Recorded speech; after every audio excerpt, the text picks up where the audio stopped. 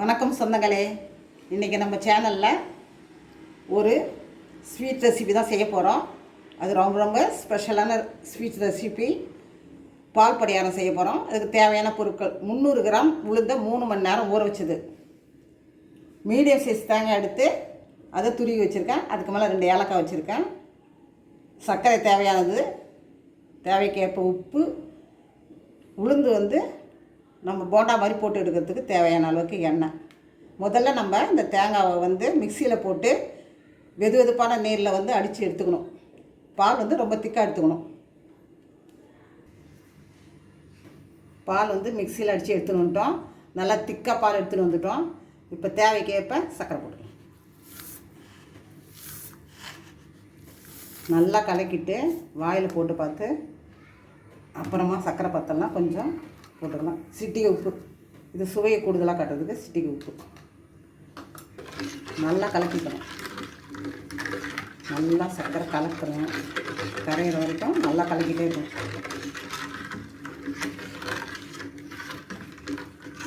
நம்ம தேங்காய் பால் அடிக்கும் போதே 2 ஏலக்காய் கூட சேர்த்து தேங்காய் கூட அடித்து எடுத்துக்கிட்டோம்.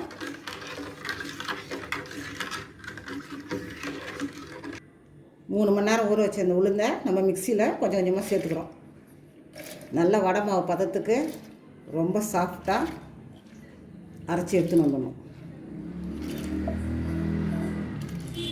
வானல் காஞ்செடுத்து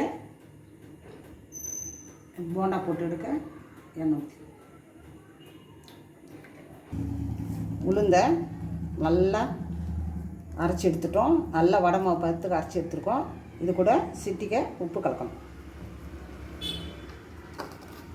உப்பு கலக்கிறதெல்லாம் கொஞ்சம் டேஸ்ட்டுக்கு தான். ஸ்வீட் செய்கிறதால உப்பு போட விடக்கூடாது.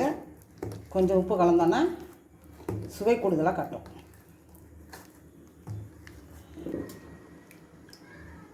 சின்ன சின்ன போண்டா போட்டு எடுத்துக்கலாம். குட்டி குட்டியாக போண்டா போட்டு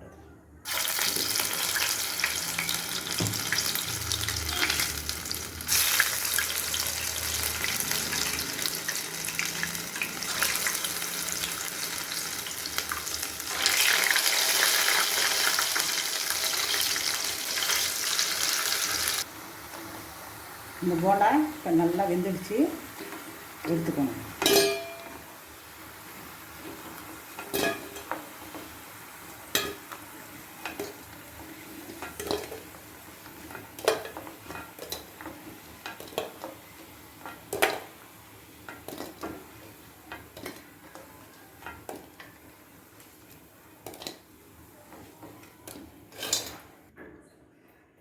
இந்த உருண்டையெல்லாம் இப்போ தேங்காய் பாலில் போட்டுடலாம்.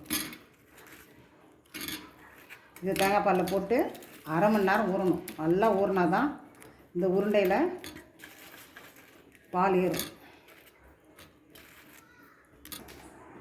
சுவையான பால் பணியாரம் ரெடி ஆகிடுச்சு. இது சின்ன குழந்தைங்க கூட ரொம்ப விரும்பி சாப்பிடுவாங்க. ஏன்னா உளுந்து இதில் பார்த்தீங்கன்னாக்கா தேங்காய் எல்லாமே இருக்குது. எல்லாமே சத்தானது. எல்லாமே குழந்தைங்களுக்கு தாராளமாக நம்ம அடிக்கடி செஞ்சு கொடுக்கலாம். நீங்களும் செஞ்சு பார்த்து எனக்கு கமெண்ட்ஸில் சொல்லுங்கள். லைக் பண்ணுங்கள், ஷேர் பண்ணுங்கள், கமெண்ட் பண்ணுங்கள், சப்ஸ்கிரைப் பண்ணுங்கள். தேங்க்யூ.